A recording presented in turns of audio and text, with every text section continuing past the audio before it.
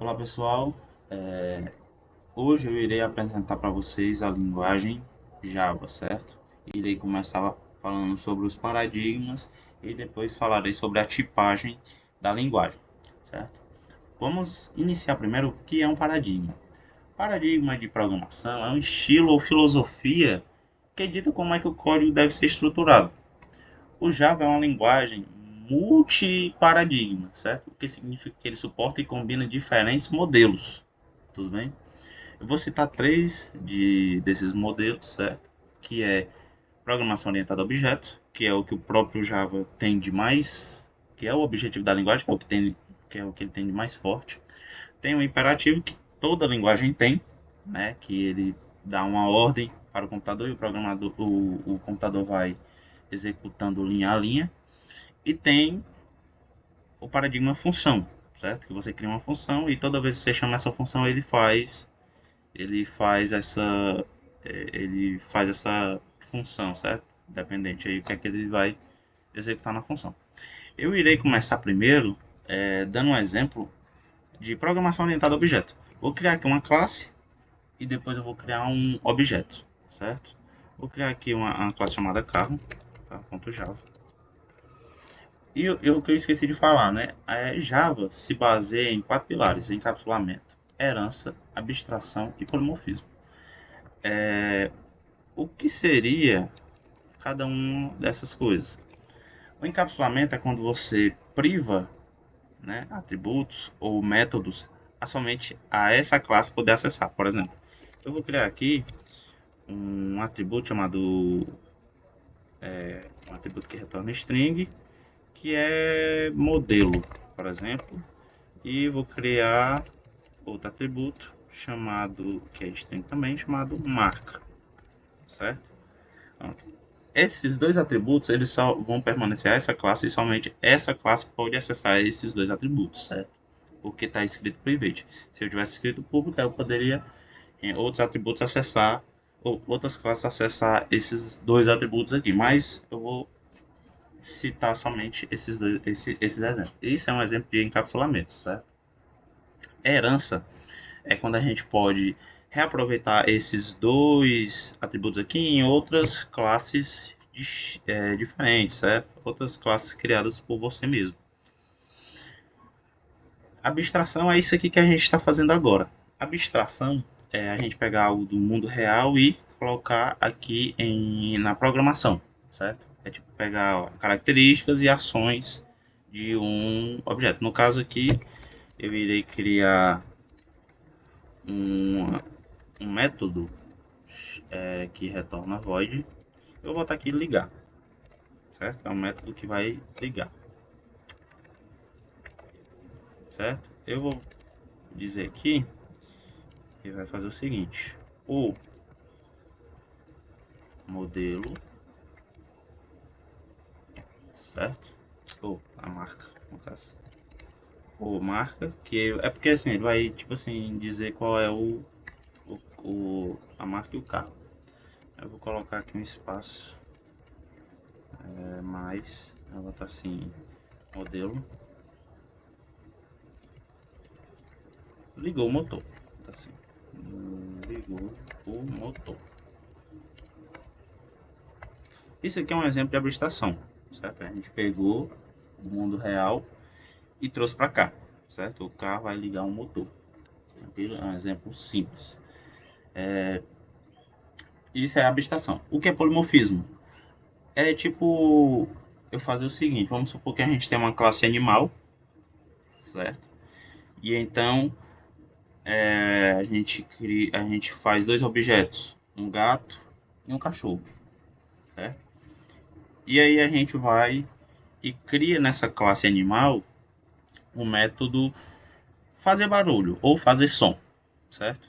E então, quando eu colocar para o cachorro fazer som, ele vai latir e o gato ele vai miar, certo? Então, polimorfismo ele é basicamente isso: você ter esse método fazer som, só que dependendo dependendo do animal, ele vai fazer um som diferente. No caso, o pássaro vai dependendo do pássaro, vai fazer um barulho diferente e por aí vai. O tigre ele vai soltar o rugido dele, né? Assim como o leão. E é isso que é basicamente o polimorfismo na linguagem, certo? Aqui a gente fez uma classe chamada K e aqui a gente vai instanciar ela. Vamos instanciar aqui ela criando um objeto. A gente vai falar aqui classe carro, meu carro, recebe o new carro.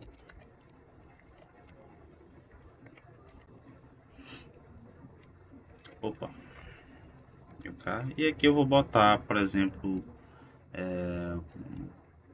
o modelo aqui, vou botar o Toyota, a marca, certo? E depois eu vou botar, sei lá, Corolla aqui, um carrão aí.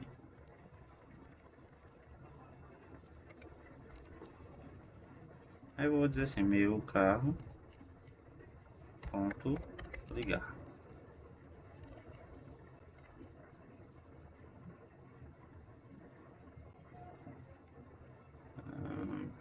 Deixa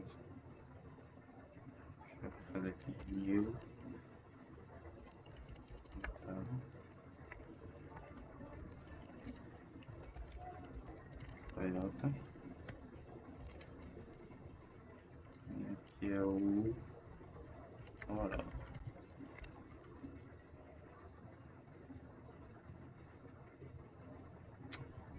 Ah, sim, esqueci de criar o método criador. Criar aqui o método criador que eu esqueci de criar. Então, assim, vamos criar aqui um método criador. Tá aqui string marca, string modelo. Certo? Aí que eu vou botar aqui que o atributo modelo vai receber modelo, esse modelo aqui. E o atributo marca vai receber marca, que é essa marcazinha aqui. Pronto. Certo? Aí quando eu apertar F5, ele vai chamar, ele vai fazer, ele vai criar o objeto, certo? Ele vai criar o objeto com essa marca e esse modelo. E ele vai dizer o Toyota Corolla, certo? Toyota Corolla ligou o motor. O Toyota Corolla ligou o motor, certo? Vamos fazer aqui um exemplo, certo? Um exemplo do paradigma imperativo, que é a gente dando ordem para o computador ir executando. A gente vai criar aqui, por exemplo, o número 1 igual a 10, int número 1, número 2 igual a 5. E aqui a gente bota int resultado. E aqui a gente faz resultado é igual, recebe na verdade, número 1 mais número 2. E vamos mostrar resultado. Então, deixa eu fazer o seguinte, tá aqui, a soma é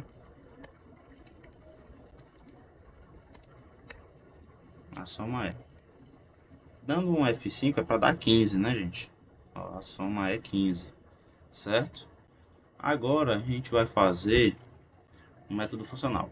Lembrando que o método funcional ele vai funcionar na linguagem Java a partir do Java 8, da versão 8 do Java, certo?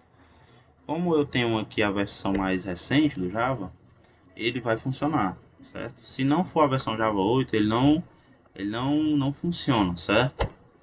Só que primeiro para funcionar, a gente tem que importar aqui algumas coisas. Né? Vou importar aqui, import java.util.arrays, import java.util.list, certo? Depois que a gente fizer isso, eu vou fazer um filtro, uma função de um filtro aqui, que ele usa, né, como expressões o lambda e o strings, certo?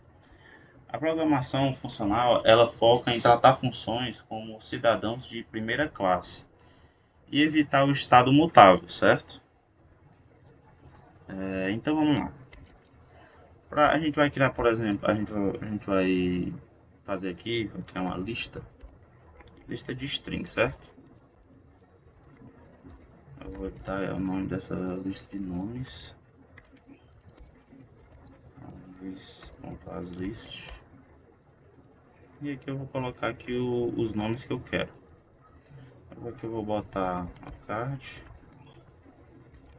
vou botar aqui Ana, certo? Vou botar Maria, Maria, Madalena, caramba,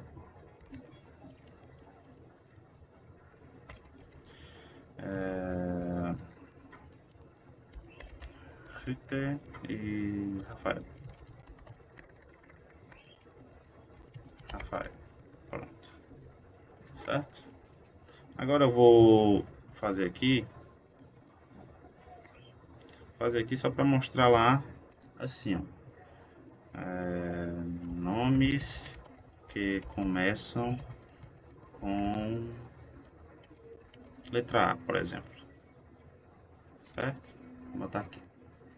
Aí agora eu vou fazer, né? Eu vou criar primeiro uma string de dados, que a gente cria assim, nomes, ponto, string, certo? Depois que eu fizer isso, aí eu vou fazer assim, ó.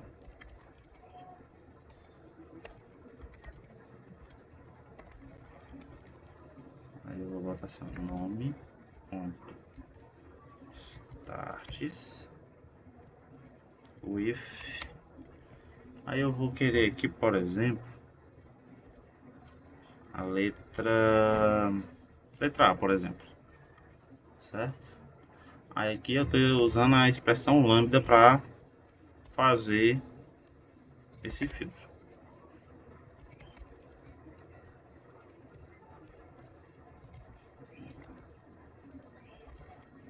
Ponto out.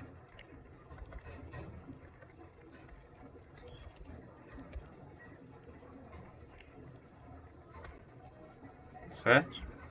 Quando eu executar aqui o programa, ele vai trazer todos os nomes dessa lista de string aqui, somente com a letra A.